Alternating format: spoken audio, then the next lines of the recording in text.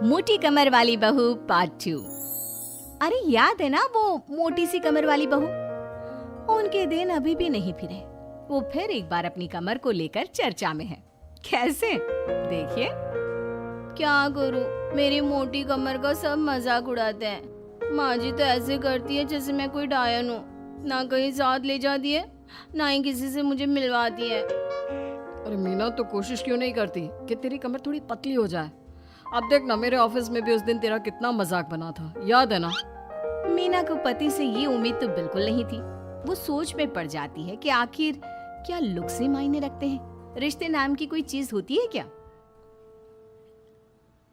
पापा पापा, मेरे स्कूल में फंक्शन है, सबके मम्मी पापा आएंगे, आप भी आना कल।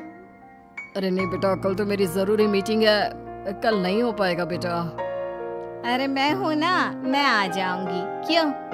नहीं नहीं माँ, तुम रहने दो।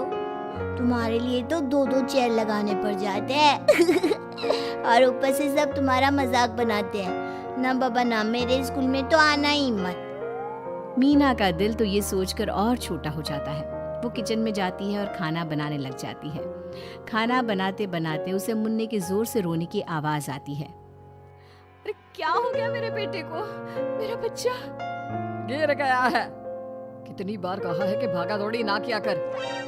मीना जल्दी से बच्चे को उठाती है, उसे कमरे में ले जाती है और सुला देती है। माँ, कल मैं गिर गया था तो किसी ने मुझे नहीं उठाया, सब मुझे डांट रहे थे, लेकिन तुमने मुझे उठाकर यहाँ बेड पर लिटाया। और रात भर तेरी कमर में मालिश भी करती रही। तभी तो मैं आज स्कूल के फंक्शन में जा रहा हूँ, नहीं तो कैसे जाता। अच्छा माँ, मैं जा रहा हूँ। बेटा स्कूल चला जाता है। उधर सास, बहू वो क्या है ना, आज मैंने घर में कीर्तन रखा है। तेरी कमर के कारण मैंने सबको बोल दिया है कि तू मायके गई है। तू जानती है ना कैसे तेरा मजाक बनाते हैं सभी। बहू कुछ नहीं कहती। पर माँ जी, कीर्तन में बैठने का तो मेरा भी मन था। हाँ तो किसी और शहर चली जाना जहाँ तुझे कोई जानता ना हो। वहीं किसी मंदिर में बैठ कर ले लेना हरि का नाम। अच्छा जा, जल्दी से काम पर लग जा। मीना को सास की बात पर रोना आता है, लेकिन देखे किया भी क्या जा सकता है। हमारे यहाँ तो ये रिवाज है ना, जिसका चेहरा अच्छा वो राजा, नहीं तो सब रंग। घर में औरतें आने लगती है, सब एक एक कर कीर्तन में बैठ जाती हैं। अरे मुन्ना जा, तो किचन में मैंने प्रसाद बना कर रखा है, ले आ। अरे क्या क्या कर लेती हो बहन जी, एक तुम्हारी बहू है बस कमर का कमरा बनाए बैठी है। ये नहीं कि ससुराल में रहकर काम काज निपटाए, जब देखो तब मायके की हवा खाने पहुंची रहती है। तभी दूसरी कहती है, मैंने तो घर में मना कर दिया था कि कोई खाना नहीं खाना। बहन जी के घर कीर्तन है, मैं सबका खाना लेकर आऊंगी, लेकिन यहाँ तो लग रहा है कि प्रसाद के भी लाले पड़े हैं। अरे कर देना पागलों वाली बात, खाना भी बना कर रखा है मैंने। अरे कमला, जा जाकर कीर्तन के बाद जो मैंने खाना बनाया है ना, सबको लगा देना। अरे बहू से ज्यादा तो आपके साथ ये कमला ही रहती है। हाँ तो क्या, अब नौकरानी से करवा देती बेटे की शादी। कमला किचन में जाती है, जहाँ बेचारी मीना पसीने से तर खाना पीना और किचन के काम में लगी होती है। कैसी हो भाभी, ऐसी सास के साथ कैसे गुजारा कर रही हो? पता है बाहर कह रही है कि सारा खाना और प्रसाद उन्होंने बनाए हैं। अरे कोई बात नहीं ना कमला, वो क्या है ना, मेरी कमर मोटी है, इसलिए वो मुझे किसी के सामने नहीं ले जा सकती हैं।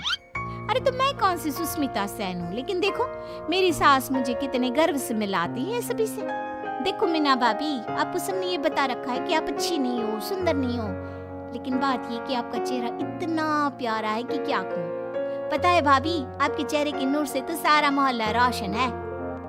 मीना को बहुत दिनों के बाद किसी के प्यार के 2 बोल सुनने मिले थे। वो खुश हो जाती है और कमला से दिल से बात करने लगती है। पता है कमला, जब मैं कॉलेज में थी ना, तो एक बार मेरी तस्वीर अखबार में छपी थी। मैं फूलों की प्रदर्शनी देखने गई थी, तो वहाँ किसी ने फूल के साथ मेरी फोटो खींची थी और लिखा था फूल से भी सुंदर। लेकिन अभी भाभी आप ऐसी हो, फूल से भी सुंदर। अरे कमर मोटी है तो क्या हो गया, क्या सब में सारी खूबियां होती है? अपनी सास को ही देख लो, ऐसा लगता है जैसे चूल्हे में कोयला जल गया हो। भैया भी माना पतले हैं, लेकिन है तो माँ की तरह काले ही ना। वो तो भला हो भगवान का कि मुन्ना आप पर गया है, गोरा और सुंदर। मीना को कमला की बात समझ में आ रही थी। पहली बार किसी ने उससे अच्छे से बात की थी तो उसे रोना आ जाता है। भाभी एक काम करो ना, कुछ दिनों के लिए मायके होकर आओ। यहाँ तो ना भैया को आपकी कदर है ना ही सास को, और बेटा भी आपको इन लोगों के कहने पर दूर ही रखता है। मीना को कमला की बात ठीक लगती है। सारा कीर्तन निपट जाता है और उसके बाद अरे बहन जी मान गए, इतना सारा खाना और प्रसाद बनाने के बाद भी आपको देख के लगता नहीं कि आप एक बूंद भी थकी हो, बिल्कुल फ्रेश। बस बहन जी मैं तो हूँ ही कुछ ऐसी ही। सभी चले जाते हैं। तब जाकर मीना किचन से बाहर आती है। अरे कहाँ जा रही है? थक गई हूँ मैं, चाय लेकर आ जा। माँ जी चक्कर आ रहा है, सर दुख रहा है, कब से किचन में बंद थी, गर्मी में पसीना भी बहुत आ रहा था, जरा कमरे तक जाकर पसीना सुखा लूं। अरे तो होती ना कम सिन कमर की मालकिन, बिठा देती मैं सबके सामने। अब क्या आपने बेइज्जती कराती? बस माँ जी मैं तंग आ गई हूँ, मैं अपने मायके जा रही हूँ। जब मेरा होना आप लोगों को इतना अखरता है तो मैं क्यों यहाँ रहूं? क्यों ना मैं माँ के पास जाकर आराम ही करूं। तभी वहाँ पति आ जाता है। देखो ऐसा नहीं है, लेकिन हाँ कुछ दिनों के लिए तुम जाना चाहती हो तो हो आओ, लेकिन यहाँ हम सबको तुम्हारी जरूरत है। मीना पति की इजाजत के बाद मायके जाती है, लेकिन वहाँ भी भाभी।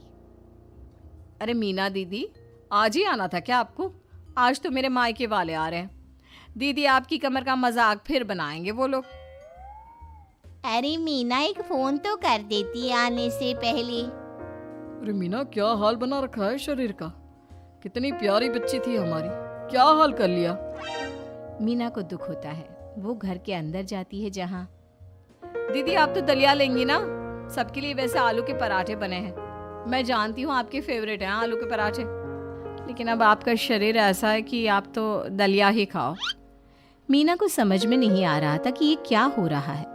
हर कोई जो अपना है वो क्यों उससे ऐसा व्यवहार कर रहा है। मीना दुखी होकर पास में रहने वाली अपनी सहेली के घर जाती है। सहेली का पति बोल पड़ता है, अरे ये कौन है?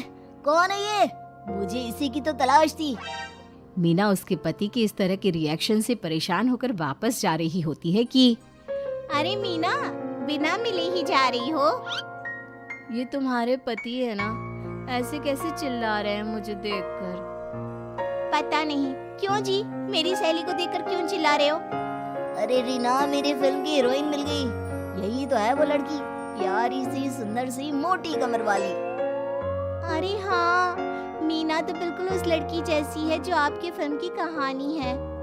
ये क्या बोले जा रहे हो तुम लोग? मीना मेरे पति बहुत बड़ी फिल्म की डायरेक्टर है, पता है ना तुम्हें? और मैं एक बहुत बड़ी फिल्म बना रहा हूँ शाहरुख खान के साथ। मैं चाहता हूँ कि तुम उसकी हीरोइन बनो। हाँ मीना हाँ, प्लीज ना मत कहना, और इसके लिए तुम्हें करोड़ों रुपए भी मिलेंगे। मीना मन में सोचती है कि जो दुनिया उसे मोटा और भद्दा कहती थी, उसे जवाब देने का यही एक रास्ता है। मीना फिल्म में काम करने के लिए हाँ कर देती है और फिर सारे शहर में मीना की फोटो शाहरुख खान के साथ लग जाती है।